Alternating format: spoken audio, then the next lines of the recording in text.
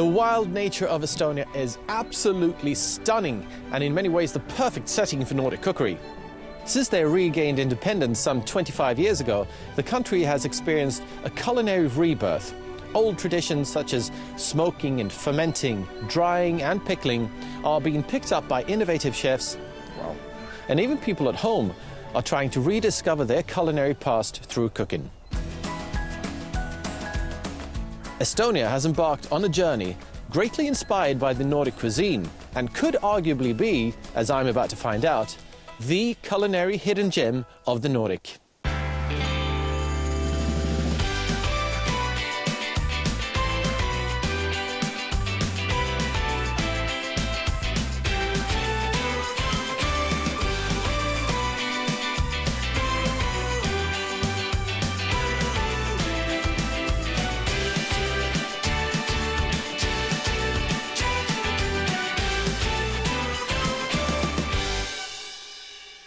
In this episode, I'm exploring the countryside of Estonia before I return to the capital, Tallinn. I'll prepare pork chops using a local cider served with a delicious Yorkshire pudding. I'll make a traditional Estonian dessert called karma, and I'll prepare a beetroot carpaccio with local goat cheese and black bread. Unfortunately, you'll also see me getting more scared than I've ever been before in my entire life. Oh my God, I'm terrified.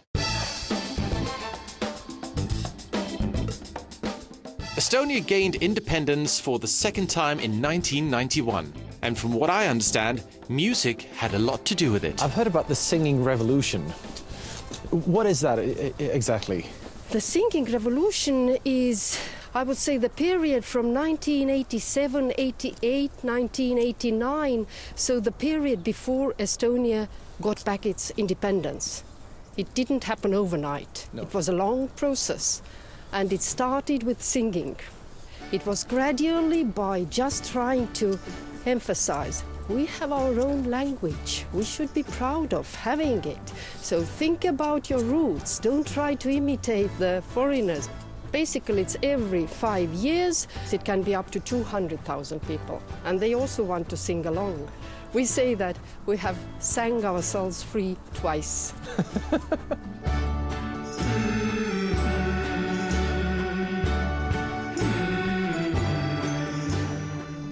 You still worship deep down in your heart, perhaps stones, water, trees. So this is back to square one. The connection with nature and tradition, in that sense, is still strong. Every Estonian family has a second home somewhere, and it's not in another town. It's in the countryside. It's in the middle of a forest, it's in a small island, whatever it is. At least an hour away from a city. That's where you get back to your roots. Well, with those words in mind, I guess it's time for me to get going. I will take a trip to the countryside to check out if the Estonians' connection with nature is as strong as they say. Had I not known that we were in Estonia, I would have said we're about 12 kilometers away from my house in Sweden, because it's very similar. It's nice and green and open landscapes and flat, like Scania. It makes me feel like I'm at home.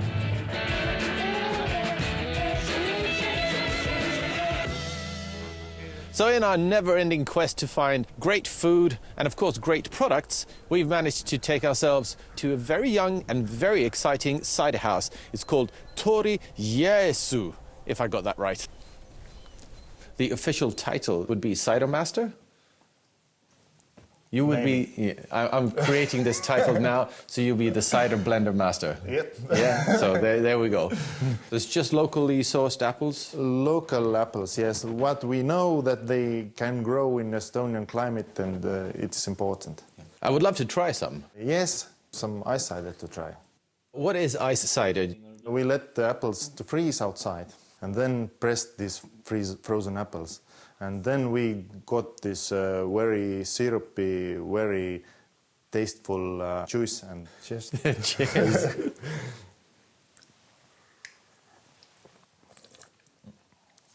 I like it.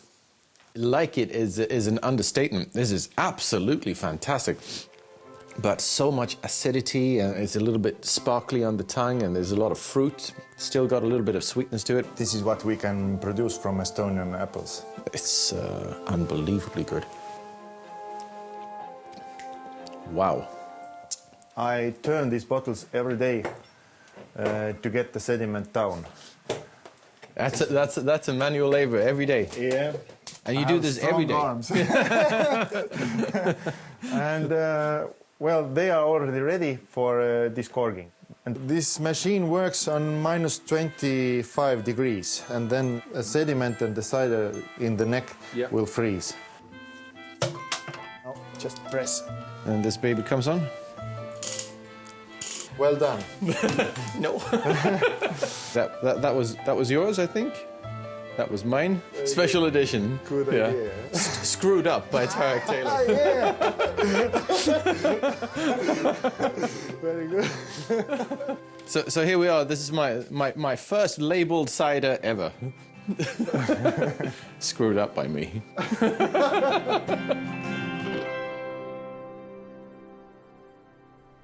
Today is going to be a Yorkshire pudding, but with pork, chanterelles and apples. And this is a winning combination, whatever way you make it, really, really. But what I'm going to do today is I'm going to brace that pork together with the chanterelles and a bit of apple cider. Then we'll add some cream and we get a nice and lovely sauce. And then, of course, Yorkshire pudding. And with that, it's going to be an apple and arugula salad. So something nice and fresh to sort of lively up the plate a little bit. But we're going to start with the Yorkshire pudding.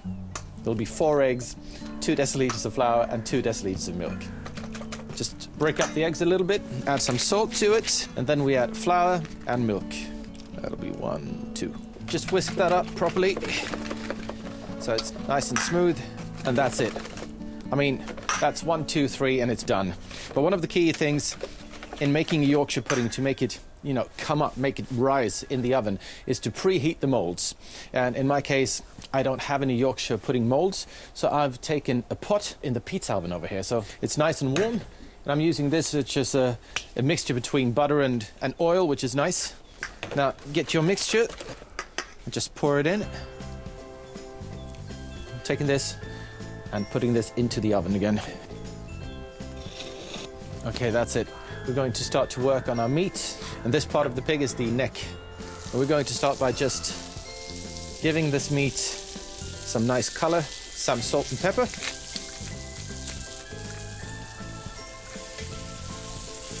Now that I've browned the meat on one side, I'm going to add the chanterelles.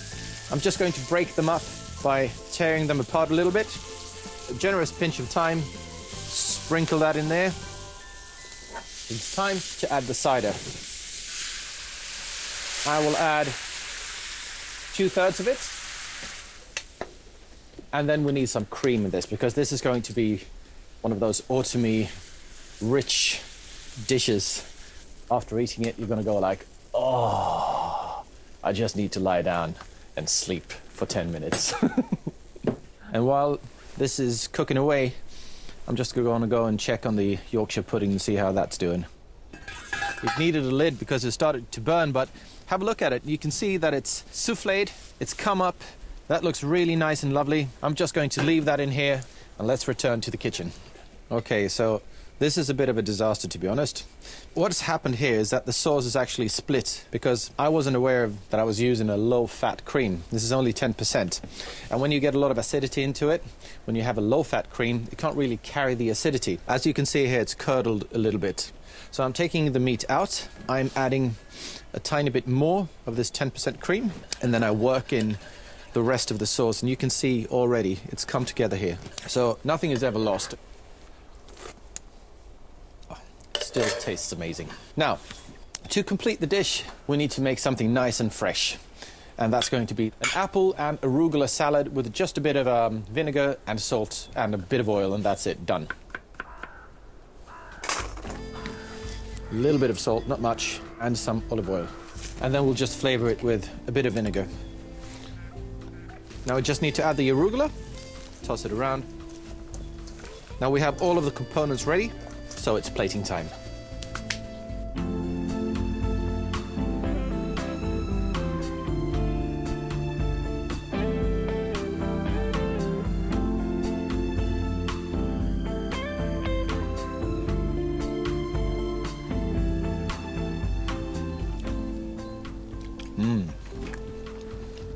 I can imagine eating this in a pub with friends and a pint on the side. Both equally good.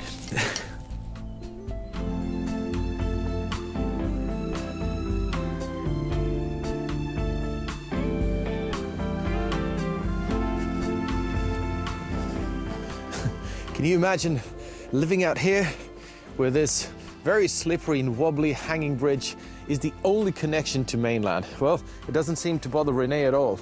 So I'm going to go and pay him a visit. Hello. Hey. Come in. Thanks. You got food on the table?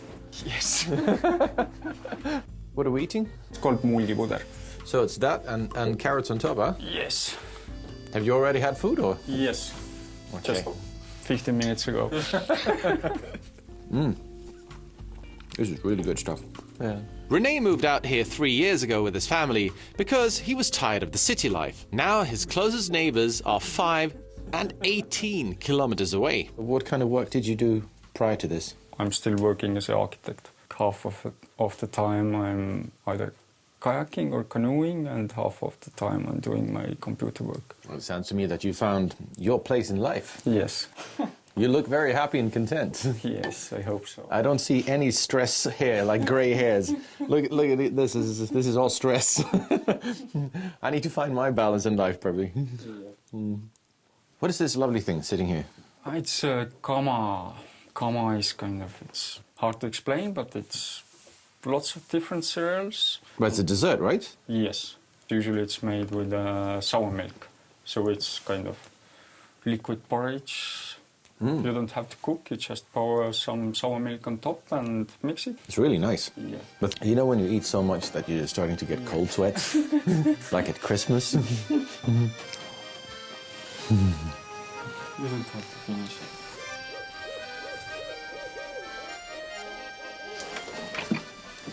Oh, it's nice in here. Thanks. Thanks for that great meal. That was good.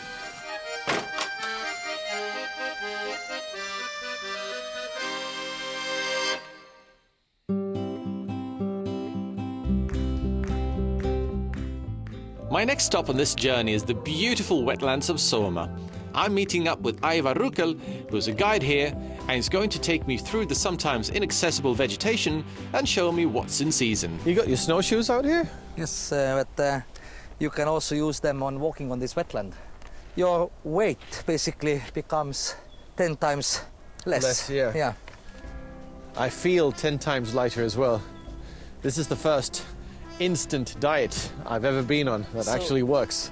If you want to turn back, then it's best way is to make a U-turn. So like this.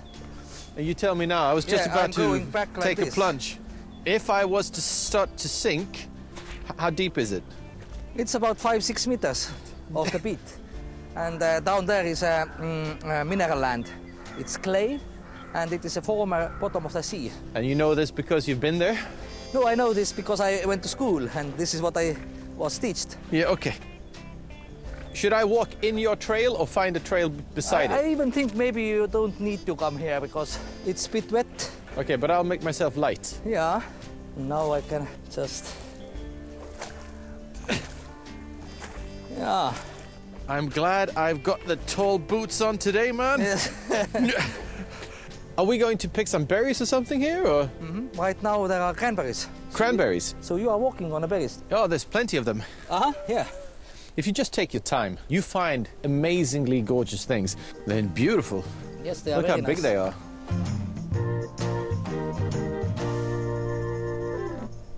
So if you ever come to Estonia, you'll probably encounter one of their famous desserts here. It's called kama, and it's sort of a kid's favorite, I've been told. It's sort of become my favorite as well. I really, really like it. But kama is really the flour and not the dessert in itself. And if you smell it, it's like a dessert in itself already. And I was told that in the old days, perhaps you were out in the field taking care of the animals and you didn't have a stove, but you were still hungry and you needed something nutritious to carry you through the day, then you could mix this as it is, because this is already cooked, with kefir or sour cream or yogurt, for instance, and just stir it down, leave it for a little while, and you have porridge, nutritious and delicious. And that is the base for the dessert kama. But it's going to be a little bit more luxurious than that today. So I'm going to whip up some cream, and then fold the karma into the cream, together with some of this. This is an Estonian rum-based liqueur. It's got some really nice citrusy flavored top notes. And since we're out here in the bog and been able to pick some cranberries, these go in as well. And with Christmas around the corner, even if it's not directly around the corner, I think it would be really nice to turn this into a Christmassy dessert. I love Christmas, and especially the desserts on the Christmas table. I'm just going to use a bit of orange zest and some cinnamon. And orange and cinnamon, for me, that's Christmas. So enough talk, let's start to whip the cream. So I've got some full-fat whipping cream here. It's nice and thick now, somewhere around there. Okay, good. I'm just going to leave that for a little while and start working on the karma. So here we've got about 2 deciliters of yogurt. I'm going to add roughly 2 tablespoons of karma here. 1 and 2. And then just stir it in. With this, I'm going to add some sweetness to it, and I'm using this Estonian liqueur, and then I'll add 1 tablespoon of sugar.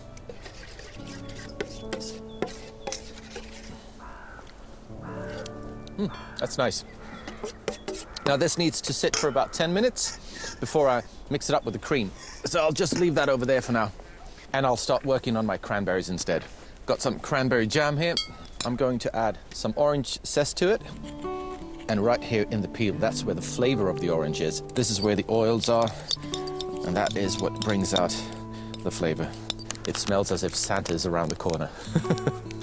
Delicious, and it's time to add even more Christmas to it. Ground cinnamon, just a pinch really. So, fresh cranberries, they go in as well. And then just fold them in. This will be a guilt-free dessert on the Christmas table. And it's time to take that cream into the karma and then just fold it in. Once you've mixed this together, it should be allowed to sit in a mold that you want to present it in. I've got this plate over here. I'm just going to pour it up in the plate, and that should sit in the fridge for, let's say, 15 to 20 minutes, so it sets completely, and then we'll just top it with the cranberries and we'll enjoy a lovely dessert.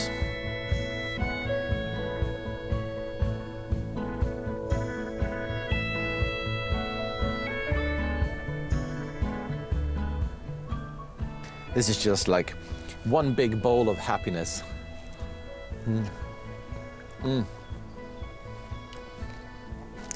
I absolutely love this dessert. It's one of those simple, easy 1, 2, 3 done things, and it tastes like $1 million. Half of Estonia's territory is covered with forests and 1/3 with farmland. This is why the country has an abundance of agriculture and horticultural crops and livestock products. The owners of the Kalamatsi dairy are proud to call themselves the smallest dairy in Estonia, because here they are focused on quality, not quantity. Hello. Yeah, hello. Hi, I'm Tareq. Nice. I'm Aita. Can I help you with anything here? I don't know, have you done milking yourself? Yes, I have. You can test if you can get milk out from this goat, for example. This is just to see if everything is okay. So we do the pre-milking. I got cold hands. Poor you guys. There we go. But they're quite calm. I see they're quite calm, yeah. Can you imagine milking in the old days? You would sit here and you would, like you said, it would take hours and hours and hours. Now these days, all you got to do is get a couple of these vacuum babies and they'll do the job for you. I'm trying to feel how much milk there's left. I can actually feel it shrinking while she's being milked. Yeah, no, okay. Just about there, huh? Yeah. So now they have finished. Now we let them free.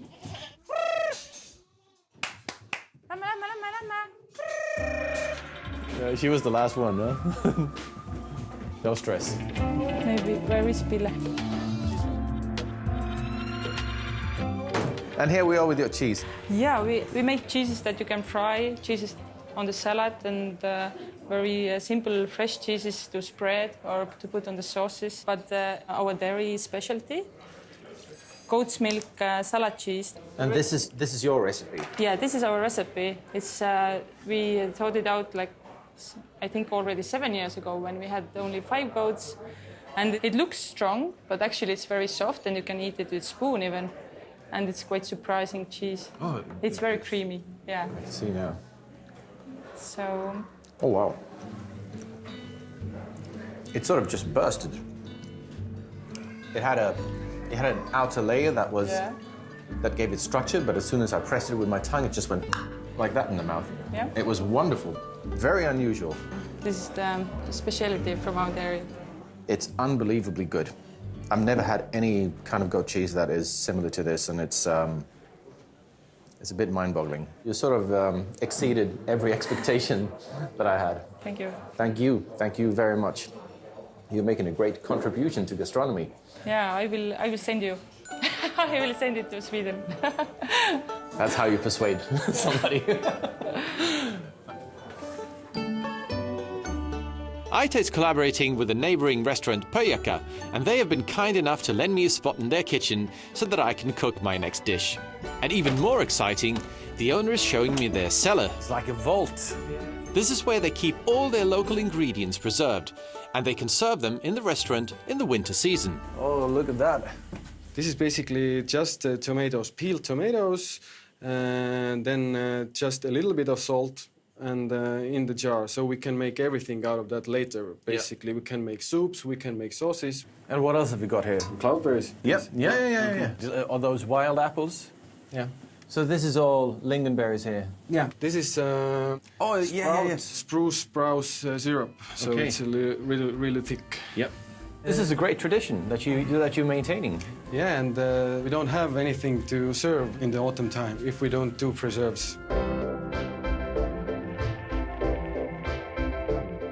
So they've been very kind enough to lend me a spot in their kitchen, and we're going to cook a really, really simple dish. It's really based around 3 ingredients. It's going to be made out of 2 different colors beetroots, this wonderful, beautiful Esna cheese that absolutely blew me away, and local, beautiful black bread.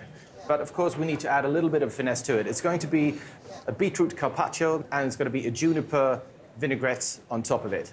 My intention here is to cut them very, very thin, put them in bowls, and then just pour some boiling water over it, leave it there for a couple of minutes, and rinse them in cold water. That's going to give them a slightly cooked texture, but still with a crunch, and that's what I'm looking for. There we are. Beetroots in the bowl, the yellow ones. It's like sunshine inside of it. Absolutely amazing. These go into a second bowl, and I've got my water going on over here. Now I'll just pour boiling water over the yellow ones and some boiling water over the red ones as well. So the next thing that we're going to do is start to work on our juniper vinaigrettes. I'm just going to take the blade of the knife and just crush them a little bit so they sit still. And as soon as you do this, oh, I mean, the sensation, the smell there is absolutely unbelievable. And then chop them up. Those little bits and pieces of juniper add freshness like nothing else. And it's time to add a bit of sweetness to it. So I've got some honey here. So it's going to be a big teaspoon of honey. And as if I didn't have enough juniper flavor, I've got juniper vinegar here as well. So just stir that around. And some really nice olive oil. About a tablespoon or so in there. A bit of salt. A couple of turns on that one there. And that's going to be just fine. Let's have a look at our beetroots. The yellow ones are a little bit translucent now. You can just vaguely see my finger through it. They are tender, but still have a crunch, and these are ready. So I'm just going to rinse these in cold water. Now let's start to work on the black bread here. I'm just going to cut these down into really tiny cubes, and then we'll fry them in butter and add some of these lovely pine nuts at the very end. So they'll be toasted as well. Delicious. Get all of that bread in the pan.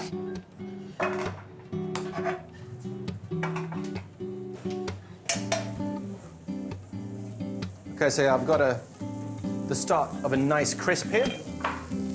Now I'm adding the pine nuts. About a handful of pine nuts to this. Back up on the stove again, and this time with a tiny bit of salt.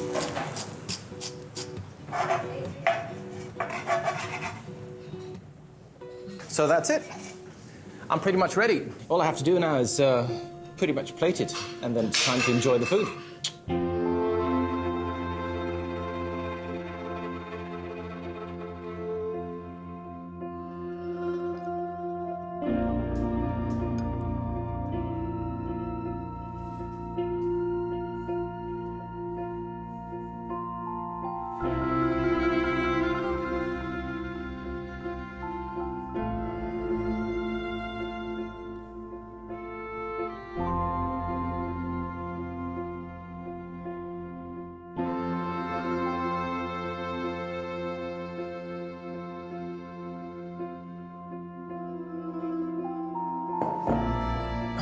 Somebody's been very nice. So,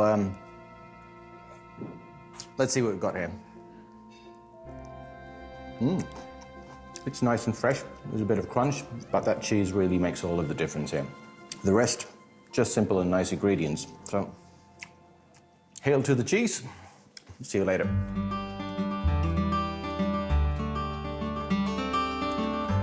First and foremost, the Estonians are some of the friendliest people I've ever come across, because no matter where I've gone, I've always been greeted with wide open, warm arms and smiley faces, and that counts for a lot. Gastronomy-wise, well, the Estonians are a proud people that really do love their traditional food, but at the same time, they're open to new and innovative cooking ideas and techniques, and that is a good combination.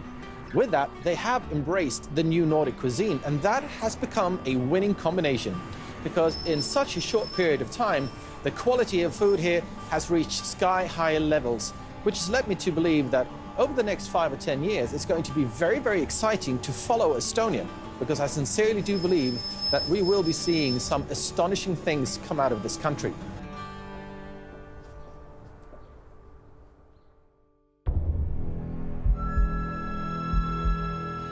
Well, I thought I was going home, but the crew has arranged a nice surprise for me that I'm not too happy about. Jesus Christ, I can't believe I'm doing this. Yeah, here I am at the place where the singing revolution started and still continues, where people by the hundreds and thousands gather and celebrate joy and happiness and all of that. Are you guys ready?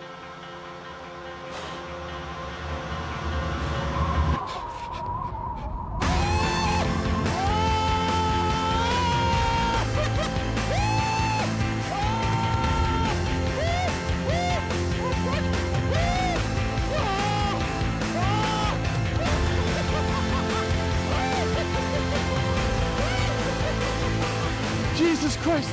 Oh my God! I can't believe it! Oh, I want to throw up. Oh my God! Jesus Christ, I'm done. I'm done.